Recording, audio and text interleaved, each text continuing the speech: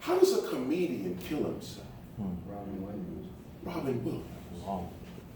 And Robin Williams, I'm just saying, a comedian. Oh no. This is the comedian. Okay? This is the comedian. He ain't on the level with everybody else. This is Robin Williams, okay? This is Mark. A legend. Okay, legend. How he said, how a comedian depressed? He's the one getting us.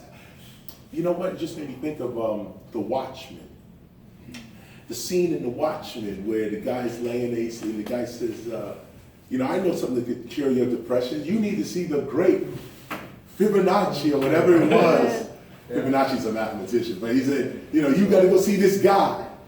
And he said, well, I am. He said, I am the great Fibonacci. Like the doctor was sitting there going, I know exactly what could cure your depression. You need to go see the great comedian Fibonacci. He says, but doctor, I am Fibonacci. Summed it right up, right there. How does that happen? Well, back to off my deviation. Why do I mention that? There's something deeper than this money, fame, glory, greed, envy, competition. We realized it in '94. I am hip hop. I don't need nothing else. I'm satisfied with that. That's it. There you go. See? He's not. I'm satisfied with that. Listen to the consciousness. Listen to the consciousness shift. From 1986 to 1994, I'm selling platinum records. Everything I put out, platinum. Everything. Money coming hand over fist. You can't imagine, okay? Arsenio Hall, every week we like it. Arsenio Hall, performing live for America. Your MTV Raps, this, that, we just all over the place. 1994, we realized all this is bullshit. What is satisfying? When we look deep, deep, deep, we said, hip hop, that satisfies us. Now everybody didn't feel that just because you rapped or break, you didn't have this feeling. Many people rap legends that rap well, DJ well, still don't feel that they hip hop. Hip hop ain't enough for them. What does it mean when you say, I am hip hop? It means hip hop is enough for you. You don't need anything else. That's it. When I realized this, I said it out loud.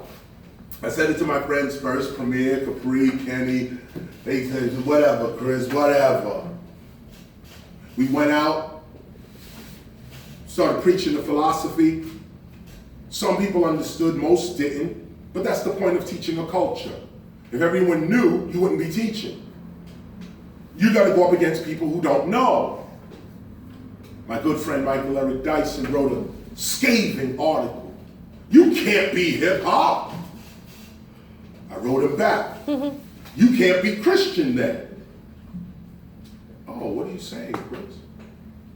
I'm not saying I'm the only one that's hip hop. I'm saying this is a culture. Like black, like Nigerian, like Jamaican, like Korean, Greek, hip hop. Well, what? Yeah, hip hop. New culture on the earth. New civilization on the earth. What do we got to do first? We got to claim the culture outside of corporate exploitation. First thing we got to do, free ourselves from commercialism. So I went in, and a lot of dudes went with me. A lot. But the one or two that wanted the fame, the corporations were able to still pay them to keep our culture low, to keep our culture the way they needed it to be.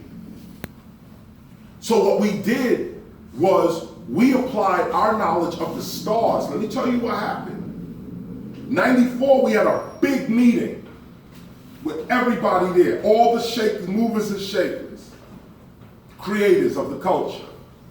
After that meeting, during that meeting, I asked for permission to write this book right here in 1994. It's called The Gospel of Hip Hop. I stood up and I asked, listen, we need to put a manual together that explains the culture.